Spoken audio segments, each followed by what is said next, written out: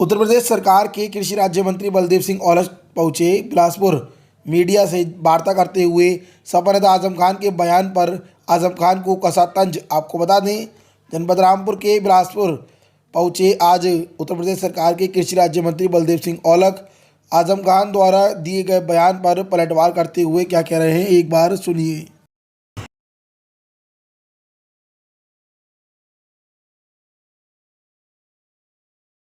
अच्छा है, वो सिर्फ लाइन खींच सकते हैं। लाइन तो वो छोटी बड़ी करते रहते हैं, मगर कहीं लाइन में कोई दम नहीं होगा, क्योंकि मैं कह रहा हूँ ना आपको, उनकी सरकार कभी भी आने वाली नहीं है।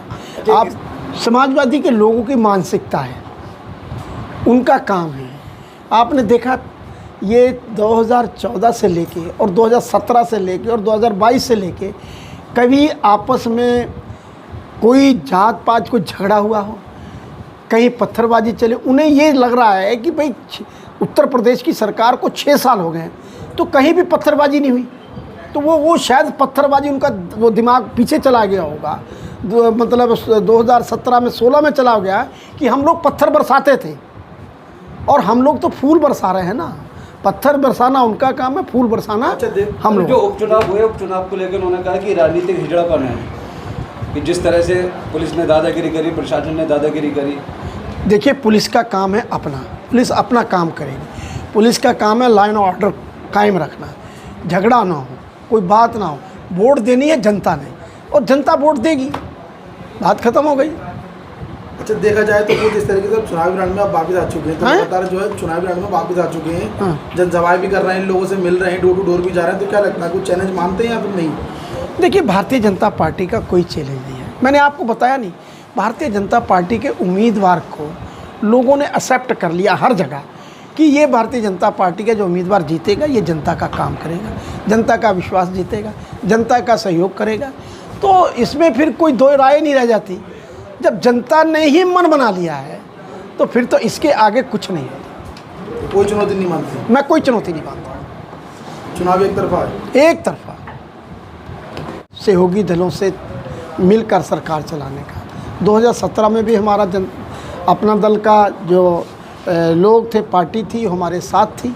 आज 2022 में फिर चुनाव लड़ा है, अपना दल का पूरी पार्टी हमारे साथ है और उन्हीं की सीट थी और पार्टी ने अपना दल को ही ये टिकट दिया है और अपना दल वहाँ शफीक अंसारी लड़ रहे हैं और भारतीय जनता पार्टी का एक एक कार्यकर्ता और अपना दल के कार्यकर्ता दोनों मिलकर उस सीट को जिताने का काम करें, क्योंकि सीट का जीतना एक सिलसिला रामपुर में चल दिया है। फिर 2019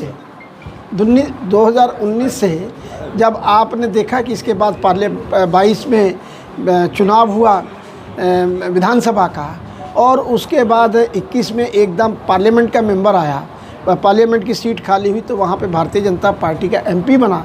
और अभी फ़िलहाल अभी एक उपचुनाव हुआ विधानसभा का, तो भारतीय जनता पार्टी का विधायक रामपुर शहर से बना। और आज मैं आपको दावे के साथ कहना चाहता हूं कि स्वार विधानसभा में भी अपना दल और भारतीय जनता पार्टी के सहयोगी दल से हम जो शफीक अंसारी है उसको विधायक बनाएंगे और विधानसभा पहुँचाने का काम करेंगे। अच्छा, एक मुस्लिम चेहरा गठबंधन में उतारा है, क्या कहना चाहेंगे? बहुत अच्छी बात है। हमने तो इस बार नगर पालिका में बहुत सारे मुस्लिम, हमने 5 चेहरे हमने अपने रामपुर ज़िले में दिए, मुरादाबाद में है, बरेली में कोई ज़िला ऐसा नहीं जहाँ पे हमने मुस्लिम चेहरे नहीं दिए। हम चाहते हैं मुस्लिम भी विकास में और विश्वास में और भरोसे में भारतीय जनता पार्टी का भरोसे में आएँ और उनकी वो भी चाहते हैं, मुस्लिम समाज भी चाहता है कि हमारी तरक्की किस में है, हमारी बेहतरी किस में है। उन्हें तय कर लिया है कि हमारी बेहतरी, तरक्की, विकास, बच्चों का विकास जो वो है भारतीय जनता पार्टी के नेतृत्व में। इसलिए सारे मुस्लिम लोग भारतीय जनता पार्टी का बहुत जगह टिकट मांग रहे, तो हमने भारतीय जनता पार्टी का अपने कैमरी दिया है, हमने रामपुर नगर पालिका दी है, हमने टांडा दिया है, हमने स्वार दिया है। तो कहने का मतलब ये है कि हमने बहुत सारे मुस्लिम को टिकट दिया है और मुझे उम्मीद है कि मुस्लिम भाई भी सब भारतीय जनता पार्टी के सारी पिछले चीज़ों को भुलाकर भारतीय जनता पार्टी के प्रत्याशी को यहाँ से चेयरमैन बनाएंगे और फिर आगे जो आने वाला 2024 का चुनाव है तो भारतीय जनता पार्टी को मुस्लिम समाज पूर्ण बहुमत के साथ पूरी ताकत के साथ यहाँ से पार्लियामेंट का मैंने तो आपको पूरा विश्वास है कि सभी अहमद अंसारी जीतेंगे? बिल्कुल। मुझे देखिए मेरी बात सुनिए, बात शफीक अंसारी की नहीं है, बात अपना दल की नहीं है, बात भारतीय जनता पार्टी की नहीं है। बात ये है कि कौन जनता का भला कौन सी सरकार कर सकती है। लगातार आपने देखा है उत्तर प्रदेश में 2017 में योगी जी ने सत्ता संभाली और फिर 2022 में फिर सत्ता संभाली, तो आपने देखा कि पूरी जनता सुकून से, चाहे किसी भी समाज का व्यक्ति हो, किसी भी वर्ग का व्यक्ति हो, ना तो उसे कोई डर है, ना उसे कोई ज़मीनों को कब्जे का डर है, ना भ्रष्टाचारी का डर है, ना डकैती का डर है, ना माफिया का डर है। किस तरह का जो सरकार की योजनाएं हैं वो घर घर पहुँचाने का सरकार काम करिए बिना भेदभाव के और बिना किसी कोई पैसा दिए, सीधे सीधे उनके खाते में।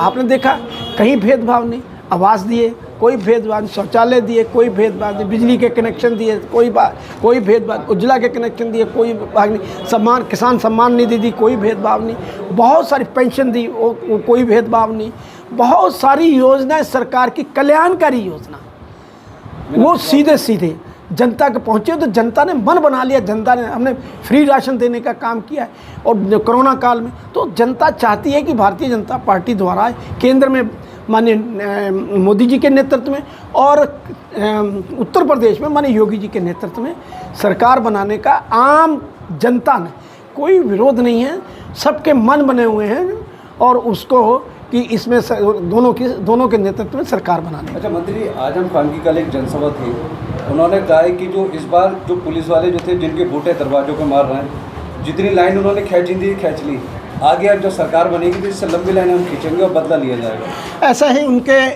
वो मुंगेरी लाल के हसीन सपने हैं, ना उनकी कभी सत्ता आएगी और ना कभी वो लाइन खींच पाएंगे। उनको पता होना चाहिए कि अब ये जनता 20 साल 50 साल तक इस सरकारों को जाने देने वाली नहीं है, क्योंकि हर आदमी, हर व्यक्ति, व्यापारी हो, मजदूर हो, किसान हो, जितने भी वर्ग के लोग हैं वो चाहते हैं कि भारतीय जनता पार्टी का नेतृत्व हमारे में रहे और किसी वर्ग का भी हो। सारे अच्छा अपना विकास कर रहे हैं, अपना व्यापार कर रहे हैं, अपनी खेती कर रहे हैं, अपना रोज़गार कर रहे हैं, फल रहे हैं, फूल रहे हैं और किसी को कोई आदमी थ्रेट नहीं दे सकता, किसी के ज़मीनों पे कब्जा नहीं कर सकता, किसी को लूट नहीं सकता।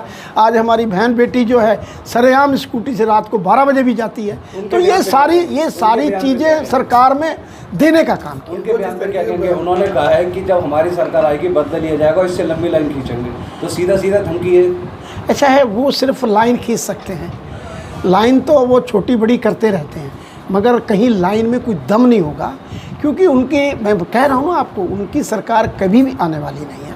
अच्छा, आप ये संजय का पत्थर का बड़ा जिक्र कर रहे हैं वो आजकल, संजय का पत्थर का बड़ा जिक्र कर रहे हैं वो जगह जगह हर मंच पे। संजय का पत्थर, संजय का जो पत्थर होता है, मैं नहीं जानता। संजय का पत्थर भी बोलते हैं उसे, मैं नहीं जानता संजय का पत्थर क्या होता है। अच्छा, मतलब किसी व्यक्ति का नाम है क्या? मतलब अब पता नहीं, वो कह रहे हैं पत्थर जो है पत्थर मारेंगे तो संजय का पत्थर होता है। बयान काबिल को बाहर ऐसा है। देखिए मैं आपको बता दूँ, समाजवादी के लोगों की मानसिकता है, उनका काम है।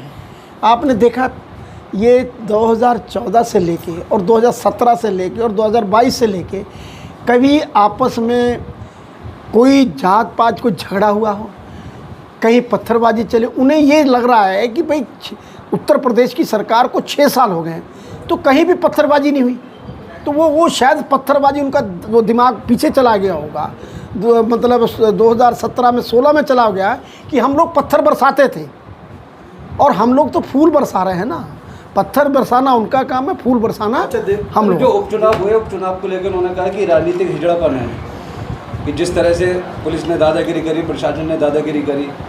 देखिए पुलिस का काम है अपना, पुलिस अपना काम करेगी। पुलिस का काम है लाइन ऑर्डर कायम रखना, झगड़ा ना हो, कोई बात ना हो। वोट देनी है जनता ने और जनता वोट देगी, बात खत्म हो गई। अच्छा, देखा जाए तो कुछ इस तरीके से चुनावी रण में आप वापस आ चुके हैं, तो लगातार जो है चुनावी रण में वापस आ चुके हैं, जनसभाएं भी कर रहे हैं, लोगों से मिल रहे हैं, डोर टू डोर भी जा रहे हैं, तो क्या लगता है कुछ चैलेंज मानते हैं या फिर नहीं? देखिए भारतीय जनता पार्टी का कोई चैलेंज नहीं है। मैंने आपको बताया नहीं, भारतीय जनता पार्टी के उम्मीदवार को लोगों ने एक्सेप्ट कर लिया हर जगह कि ये भारतीय जनता पार्टी का जो उम्मीदवार जीतेगा ये जनता का काम करेगा, जनता का विश्वास जीतेगा, जनता का सहयोग करेगा। तो इसमें फिर कोई दो राय नहीं रह जाती। जब जनता ने ही मन बना लिया है तो फिर तो इसके आगे कुछ नहीं है। कोई चुनौती नहीं मानते, मैं कोई चुनौती नहीं मानता। चुनाव एक तरफा है। एक तरफा